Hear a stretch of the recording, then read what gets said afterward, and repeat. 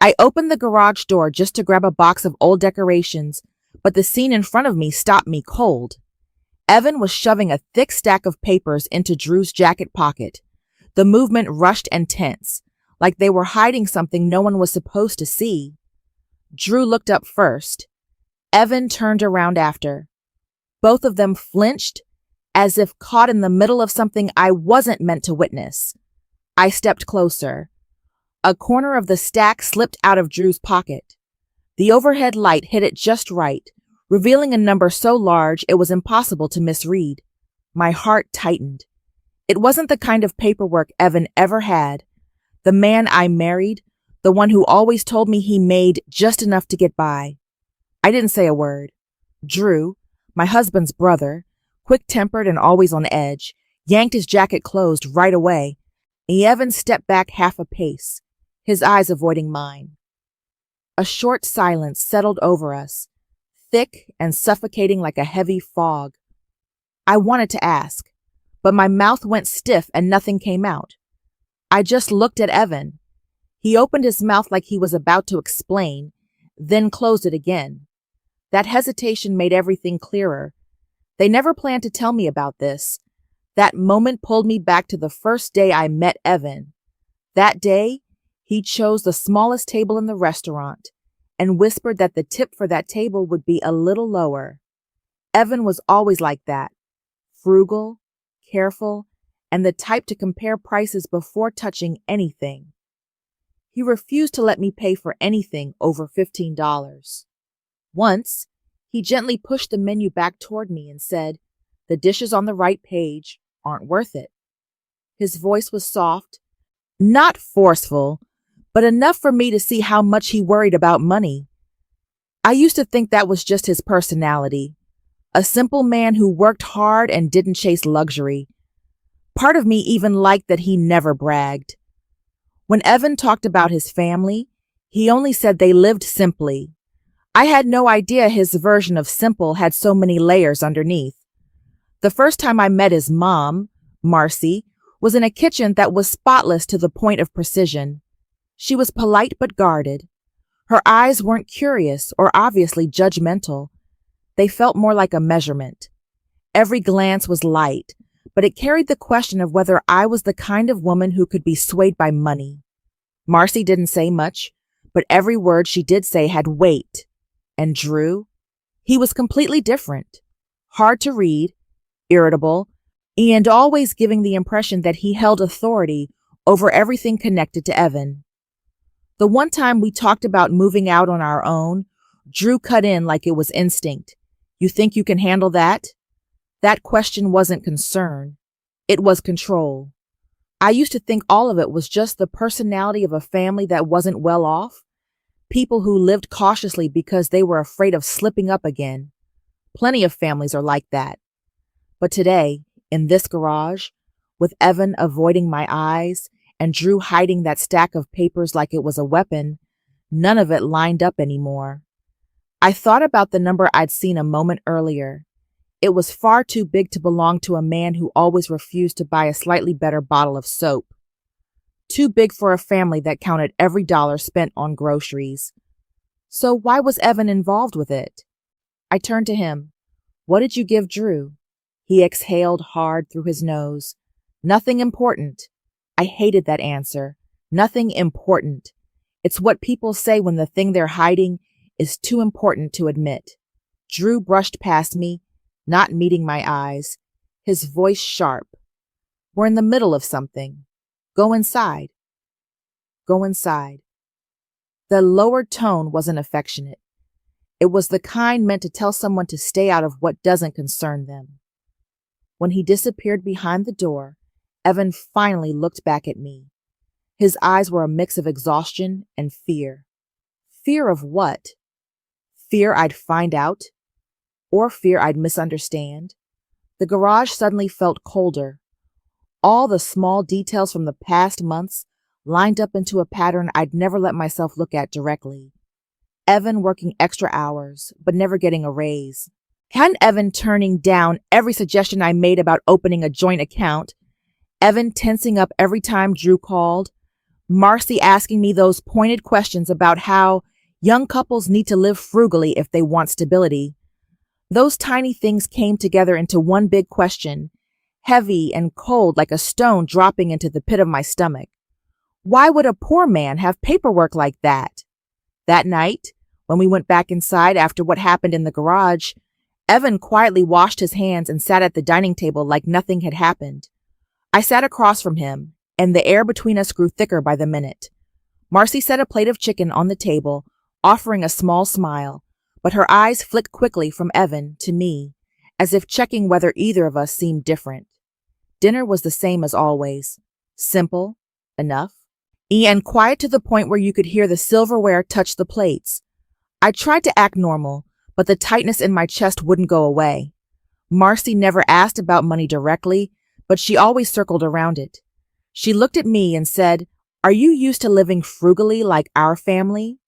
Her voice was gentle, but the implication was obvious. Or when she saw me suggest buying a few extra seasonings for the kitchen, she replied, "We can keep it simple. You know, saving helps our family stay stable in the long run." I knew she was testing me. Not about my lifestyle, but about how I viewed money. When we were almost done eating, Evan tried to tell me about a plan to fix up the corner of the backyard, but Drew, who had been eating silently the whole time, suddenly cut in. "With what money? Did you run the numbers yet?" The question shut Evan down immediately. He froze, lowered his voice, like Drew's words carried more weight than anything he said to his own wife. I looked at the two of them. Their relationship wasn't like normal brothers at all. Drew didn't ask to give advice. He asked to control. And Evan, even when frustrated, still stepped back half a pace every time Drew spoke. The cracks in this family didn't appear today. They'd been there for a long time, but I never noticed them clearly until things started drifting away from what Evan had always told me. A simple example was shopping. Every time I said we needed something for the house, Evan would say, "Let me ask my mom first." At first, I thought he was just a respectful son, but after a while, and the fact that he had to get permission from his mother and brother for even small things, like replacing our bed sheets, started to bother me. Worse was the bank account issue. Anytime I brought up planning our finances together, Evan avoided it. "I haven't sorted things out yet," or "maybe later," became the usual responses.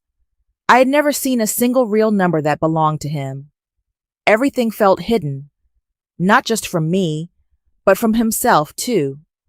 One time, I remember it clearly. We were about to leave the house when a key fell out of Evan's pocket and hit the floor. It wasn't a house key, and it wasn't a car key. It was big, heavy, and unmistakably a safe key. I asked gently, "What's that key for?" Evan flinched for a second, then answered almost immediately, "It's Drew's. I'm just holding it for him." But his voice wasn't steady, and he held onto the key longer than he needed to before putting it away. Drew, the person Evan said was having financial trouble, owned a safe key? That didn't add up. Especially when Drew kept getting overdue bills, yet still dressed comfortably, traveled comfortably, and lived like someone who wasn't struggling at all. That's when things started looking off. Who was actually poor? Who wasn't? And more importantly, why was Evan always the cautious one, while Drew clearly wasn't? Those details kept showing up bit by bit, small but enough to spark suspicion. Each piece made the picture of Evan, the man who lived simply, almost to an extreme, harder to understand. But everything truly shifted the moment I saw it. That afternoon, I went to the backyard to look for Evan. The air was cold and dry grass brushed against my feet. In the corner behind the house, Evan was standing with Drew. I didn't know what they were talking about, but as I walked closer, I saw Evan pull a thick stack of cash from his pocket and hand it to Drew. Not a few bills. It was enough money to stop me in my tracks from a distance. Drew took the cash without hesitation. No thank you, No explanation. He just slipped it into his pocket with the ease of someone who'd done it many times before. And Evan, he stared at the ground, shoulders slightly bent, like someone fulfilling an obligation rather than helping his brother. In that moment, every piece fell into place. Evan wasn't as poor as he said, and there was a reason he had to live that way. I looked at him for a long time. A heavy feeling ran down my spine. I didn't know how big the truth was. But I knew one thing for sure. Someone was keeping Evan inside a shell of poverty that didn't belong to him. After that afternoon when I saw Evan hand cash to Drew, everything started coming at me so fast I could barely keep up. It was like someone flipped on the light in a dark room, and suddenly I could see all the things that had been right in front of me the whole time. Evan suddenly said he had to stay late at work more often. Not for 1 or 2 days, but almost every night. He came home late, exhausted, his hands still smelling like engine oil. But what bothered me wasn't the extra hours. It was the fact that the money never changed. His income was still just enough, exactly like he'd always said. Nothing went up, even though his work hours had doubled. A normal person struggling financially would never do that without questioning it. But Evan acted like it was completely normal. Then one day, I noticed a new car parked in front of Drew's place. I didn't think much of it until I saw the registration paper sitting on Marcy's kitchen counter while I was helping her prepare dinner. The name on the document wasn't Drew's. It was Evan's. The man who lived like he couldn't afford to spend a single extra dollar was the one who owned a brand new car for his brother. I asked gently, "Did Drew get a new car?" Marcy paused for just a beat before saying, "Oh, he just helped with the purchase." But her voice wasn't steady. She avoided my eyes, like she was afraid another question might expose something. Not long after that, another piece fell out of place from the story Evan always told. I bought myself a shirt. Nothing fancy, just nicer than what I usually got. When Marcy saw it, she tilted her head and said, "That must have been expensive, huh? You should save. Young couples shouldn't spend like that." I was about to say Evan was the one who bought it for me, but she spoke again before I could. Our family's used to living simply. You know that. That night, when I asked Evan why he had to pay in cash, he only said, "I had a little extra money." On its own, it sounded harmless, but with all the other pieces in place, it didn't sit right. Evan always said he never had extra money. So where did this come from? That's when I started waking up. Not in a sudden jolt, but in the slow, sinking way you realize the little things around you no longer fit the story you believed. Evan wasn't saving for a stable future, and he was saving because he had to keep other people comfortable. And those people were his family. The more I watched, the clearer it became that Evan lived like someone trapped between obligation and the fear of disappointing others. He bought things for the house, paid off Drew's debts, kept whatever was left for himself, yet still played the part of someone who had nothing. But why? The answer came on a day that seemed completely ordinary. I walked past Marcy's living room while she and Drew were talking. They didn't know I was in the hallway, and they didn't bother lowering their voices. Marcy spoke first, her voice soft but sharp. "If Evan becomes independent, what will we live on?" Drew answered like it was the most obvious truth in the world. "His new wife can't know, or it'll turn out like the last two." The last two? I froze in place. I didn't know Evan had been deeply involved with anyone before me, but this wasn't about relationships. This was a piece of a family secret. I held my breath and listened. Marcy sighed. "As long as Evan stays here, everything is under control. But if he moves out..." "Drew, you understand, don't you?" Drew replied, low and certain. "I know. He has to think he's poor. That's the only way to keep him." My feet went cold, not from the air, but because I'd just walked into the center of a truth no one ever wanted me to hear. The phrase, "he has to think he's poor," echoed in my head the whole way to the car. And suddenly, the entire story rearranged itself. His family really was poor, only Evan wasn't. Or at least, Evan was the only one capable of earning enough for everyone to rely on. And they were afraid of me, the woman who had just entered his life, because they thought I might pull him away. They were afraid of losing the only source of stability in their family. The two women before me left because they believed Evan was poor. His family turned that belief into a weapon. They turned being poor into a shield to protect Evan from being taken advantage of. But at the same time, they used it to keep him close, to stop him from growing, to stop him from becoming independent, to stop him from knowing his own worth. When Evan came home that night, I watched him longer than usual. He lowered his head, set his keys on the table, and sat down like someone who had accepted that his role in life was to hold everyone else up. I saw the dark circles under his eyes, the weight in his shoulders. Not from exhaustion, from carrying too much. I didn't say anything, but in that moment I knew. He wasn't living poor because of circumstance. He was living poor because someone wanted him that way, and that someone wasn't me. I looked at him and saw something I'd never really noticed before, a long, quiet exhaustion, like he'd been holding up a roll for so long he no longer knew how to put it down. Evan didn't know his poor man mask had started to crack, and I was the first person to see those cracks clearly.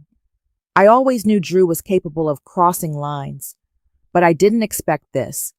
That afternoon, when I went into the bedroom to grab my jacket, I accidentally spotted a stack of unfamiliar documents under the drawer in Evan's desk. But what caught my eye wasn't the papers themselves, but the bank logo in the top corner. Loan documents, with an amount so large I had to look twice to make sure I wasn't reading it wrong. Borrower's name, Evan. But the handwriting in the margin wasn't his. It was Drew's. A cold shiver ran down my spine. I hadn't even opened the rest when I heard footsteps in the hallway. I pushed the drawer shut and straightened up just as Drew walked in, his face dark like he already knew I'd seen something. Without a word, he grabbed the stack of documents and walked straight to the living room. I followed him and stopped at the doorway to the living room, and the scene in front of me knocked the breath out of my chest. Evan was sitting at the table, head slightly bowed, one hand resting on a document I'd never seen before. In the bold printed words were clear: monthly contribution agreement for the family. It looked exactly like a binding contract, only missing an official stamp. Drew set a pen down in front of Evan, his voice cold and sharp.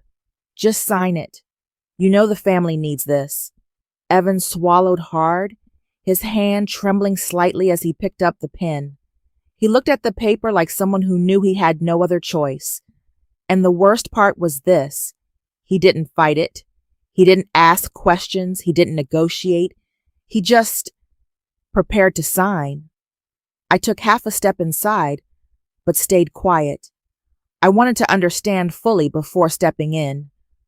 Drew leaned toward Evan, lowering his voice, but not enough to hide it from me. Your money keeps this family alive.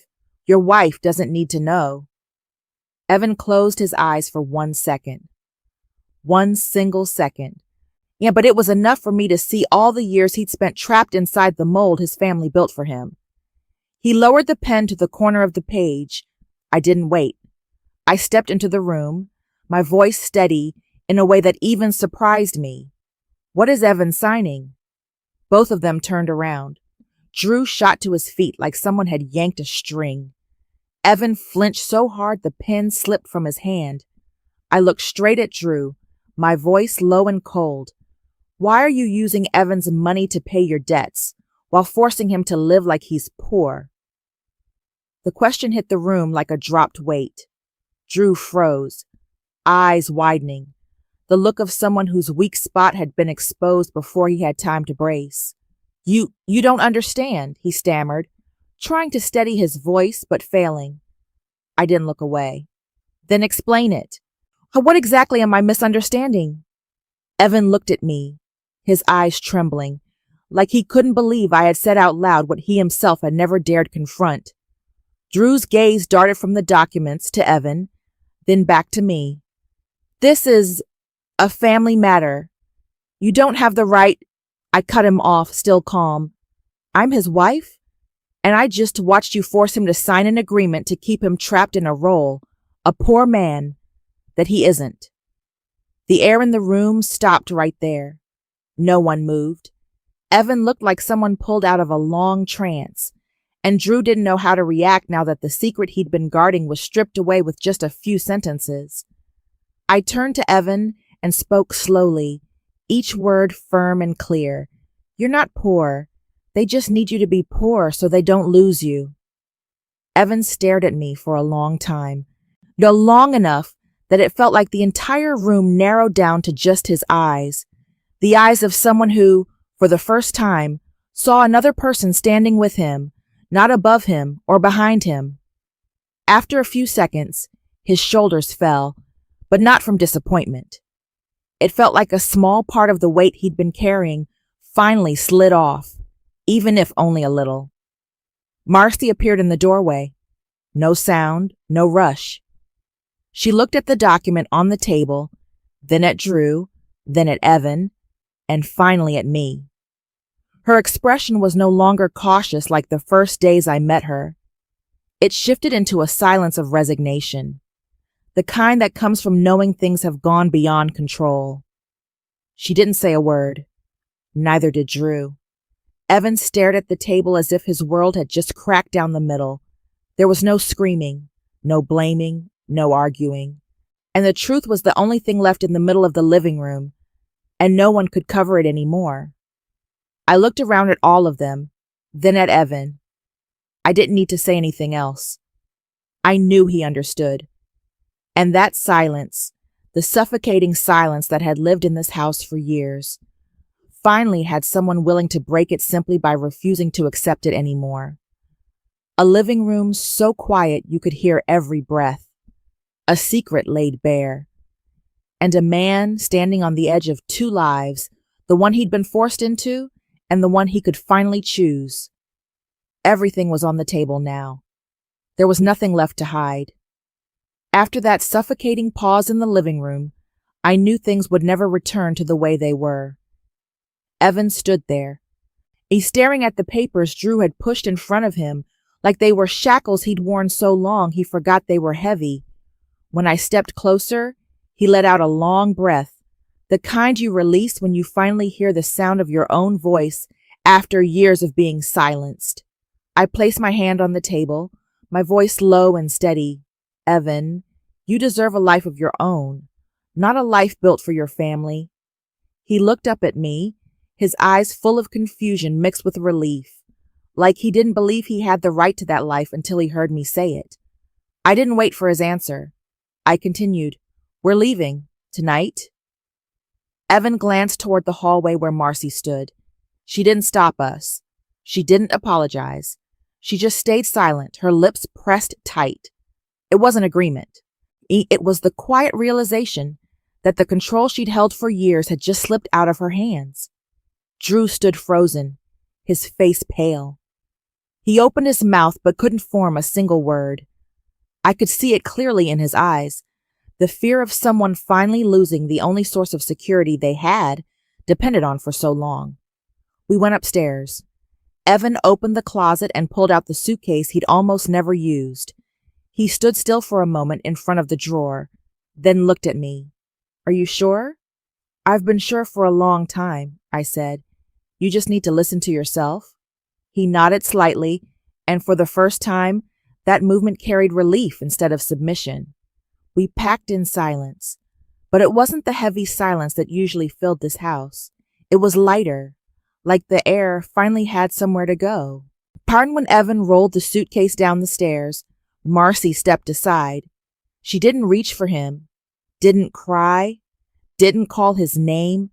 She just looked at the suitcase, the symbol of him leaving, with the eyes of someone who realized she had just lost something she thought she could keep forever. Evan stopped at the door. Mom, Marcy raised a hand, stopping him. Go, if you think that's what you need. But her voice no longer held authority. It was tired. It admitted the truth. Evan had grown up a long time ago. She just never allowed it to happen. When we stepped outside, the cold wind brushed against my face. For the first time, the house behind us felt small, like a cage, one Evan never recognized until the door finally opened. We rented a small apartment on the edge of the city. Not beautiful, not new, but Evan chose it. He stood in the empty living room, hands in his pockets, and for the first time, I saw him stand straight in every sense of the word, not shrinking, not asking permission, not waiting for anyone's approval. On the first night, we sat on the floor because we hadn't brought any furniture yet. Evan looked at the clutter of boxes and let out a small laugh. A real one, not the strained smile he used whenever Drew or Marcy inserted themselves into our conversations. He said, "This is the first time I've ever made such a big decision on my own." I replied, "And you did it well." In the weeks that followed, I saw the change in him clearly. Evan didn't avoid talking about money anymore. When I asked about his income, he didn't change the subject. He answered honestly, fully, and even took the lead in planning our expenses, something that used to make him tense up the moment it was mentioned. He opened his own bank account. He reviewed every loan and document Drew had signed under his name, then contacted the bank to separate each one. One night, Evan sat next to me, turning slightly as if unsure whether to feel scared or relieved. "I get afraid when I think about having money," he said. "You know why? Because I got used to thinking money only comes to disappear. Or to make people leave." I took his hand and gave it a gentle squeeze. "Your money isn't a burden. It's your work. And you don't have to carry other people's fears." Evan lowered his head. When he looked up again, his eyes were different, clearer, deeper, like someone finally seeing himself in the mirror. His family called, many times. Marcy left long messages, saying she only wanted to make sure Evan was okay. Drew's messages were shorter, but heavier. "Come back. The family needs you." Evan listened to each one, but he never called back. Not out of anger, but because he knew that if he returned, he'd become the version they built for him all over again. The poor, quiet man, terrified of disappointing anyone. One evening, his phone buzzed again. Evan looked at it, then placed it face down on the table. "I don't want to go back," he said, his voice so calm I barely recognized it. "I don't see myself there anymore." I didn't have to answer. He had finally said the thing I'd been hoping he would understand. Evan didn't choose to abandon his family. He chose to stop living in the role of a poor man they forced on him for years. And that was the peace he never had before. One morning, as we were getting ready to go buy things for the new apartment, Evan paused at the door, his hand resting on the handle, then turned back to me. "You know," he said, "I used to think my whole life was just a shadow. But now I know a shadow only exists because someone's standing in front of the light." I smiled. When you try to keep someone by using fear, in the end you only keep their shadow. Evan took a deep breath, opened the door, and for the first time stepped into a life that was truly his. No permission, no hesitation, no weight on his back. Just him, and the freedom he should have had long ago. Sometimes people aren't held back by love, but by the fear of losing someone. But the truth is, no one can live fully when they have to shrink themselves into a life shaped by someone else. A person's worth only becomes clear when they dare to step out of the place that's held them down for too long. That's the end of this story. Thank you for listening and spending your time on this journey. If you've ever seen someone held back by their own family, what do you think they needed most? Share your thoughts in the comments. I read every single one. Don't forget to subscribe so you don't miss the next story. Thank you for being here and supporting the channel. Your presence is something I truly appreciate.